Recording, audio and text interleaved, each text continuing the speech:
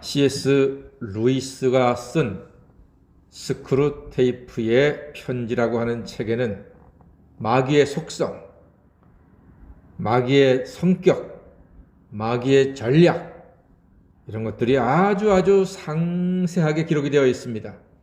마치 마귀를 만나서 직접 대화하면서 여러 날을 보내면서 느낀 것을 기록한 것 같이 그렇게 자세하게 기록되어 있습니다.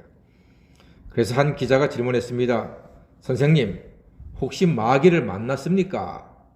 아니면은 정말로 큰 죄를 지은 사람과 인터뷰를 했습니까? 근데 루이스가 이렇게 말합니다. 아무도 만나지 않았습니다. 오직 내 속에 있는 죄성, 죄의식, 죄의 욕망을 자세히 살펴서 기록했을 뿐입니다. 이렇게 대답했습니다. 이 탁월한 기독교 저술가는 독신으로 살면서 많은 감동을 주는 저술가이자 설교가이자 신학자입니다. 그런 사람도 그 속에 숨어있는 죄성이 이토록 명확하고 다양하다는 사실이 결코 놀라운 일은 아닙니다. 우리는 사도 바울을 잘 알고 있습니다.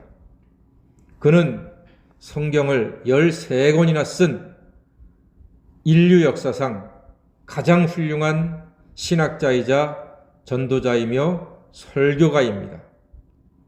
그 사도 바울이 뭐라고 했습니까? 이 마음으로는 하나님의 법을 따르고자 하는데 육신으로는 죄의 법을 따른다 하면서 괴로워했습니다. 누가 이 사망의 몸에서 나를 건져내겠습니까? 나는 죄인 중에 괴수입니다라고 고백한 사람이 사도 바울입니다. 그만큼 죄의 권세는 깊고도 넓고도 화려하고도 잔혹하기도 하고 우리가 감당하기가 대단히 어려운 것입니다. 사람의 죄성은 하나님 말씀과 무관한 삶을 살면서 드러납니다.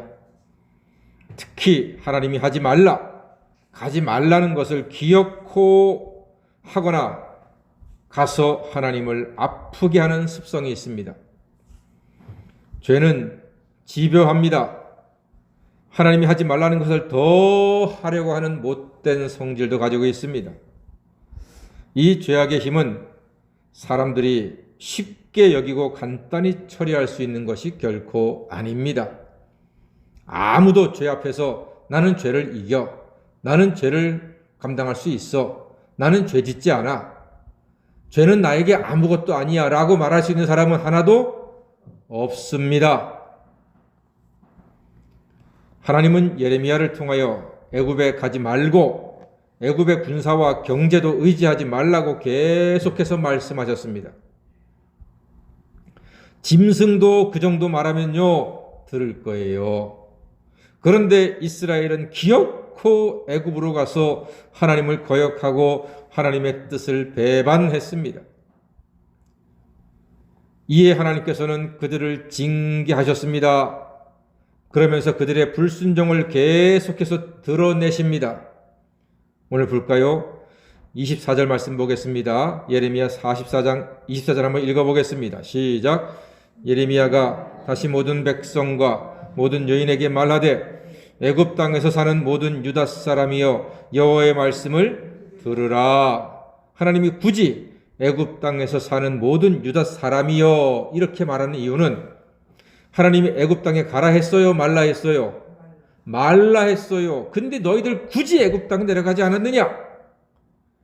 거기다가 26절에도 보니까 그러므로 애굽 땅에서 사는 모든 유다 사람이여 반복하시는 거예요.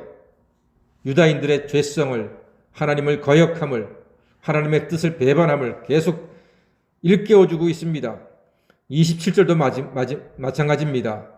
보라 내가 깨어있어 그들에게 재난을 내리고 복을 내리지 아니하리니 애굽 땅에 있는 모든 유다 사람이 말씀하시는 거죠. 28절도 마찬가지예요. 다 같이 보겠습니다. 시작. 그런즉 칼을 피한 소수의 사람이 애굽 땅에서 나와 유다 땅으로 돌아오리니 애굽 땅에 들어가서 거기에 머물러 사는 유다의 모든 남은 자가 내 말과 그들의 말 가운데서 누구의 말이 진리인지 알리라. 계속해서 말씀하십니다. 애굽 땅에 들어가서 거기에 머물러 사는 유다의 모든 남은 자들, 내가 가지 말라고 한 그곳에 너희 가지 않았느냐? 하나님께서 이렇게 이스라엘 백성들이 하나님의 징계를 받는 이유를 반복해서 말씀하시면서 깨닫게 하고 있습니다. 우리 속에도 이들처럼 계속해서 거역하고 불순종하고 말씀을 무시하고 죄의 길을 가고 죄악된 생각을 하는 죄의 그림자가 날마다 드리워져 있습니다. 그 주님 말씀하셨지 않습니까? 날마다 우리의 십자가를 지고 주님을 따르라고 했습니다. 한 3일 따랐으니까 한 4일 쉴까? 아니 한 4일 따랐으니까 한 3일 쉴까? 그러지 말라는 거예요. 날마다 주님을 따르라는 것입니다.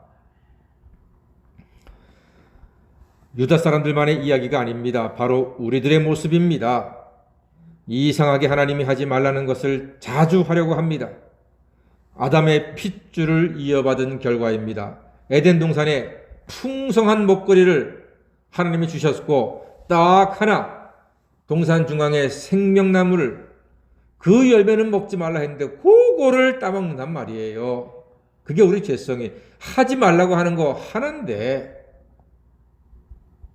우리가 그렇게 연약한 자들입니다. 아무도 죄 앞에서 나는 괜찮아, 나는 믿음이 있어, 나는 의로워, 나는 당당해, 이렇게 말할 수가 없습니다.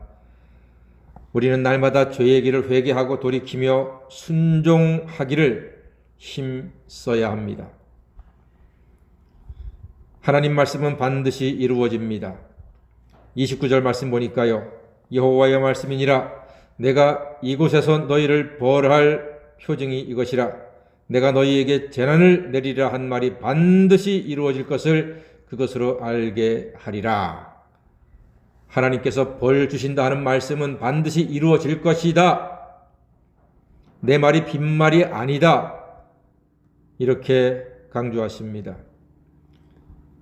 우리의 순종은 우리의 능력과 우리의 의지와 내가 가지고 있는 믿음으로, 내 능력, 내 힘으로, 내 신앙 경력으로, 내 직분으로 하는 것이 아닙니다.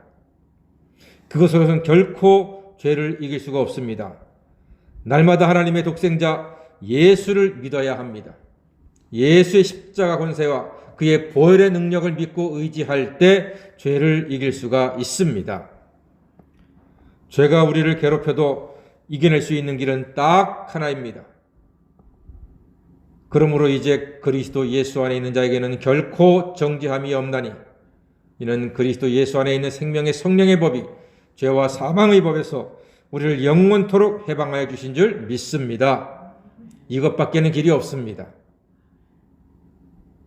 예수 그리스도의 십자가 보혈의 공로를 날마다 믿고 의지함으로 하나님의 그 풍성한 사랑의 바다에서 날마다 평안과 행복을 누리며 살아가시는 하나님 자녀가 되시기를 주님의 이름으로 간절히 축원합니다. 아멘. 기도하겠습니다.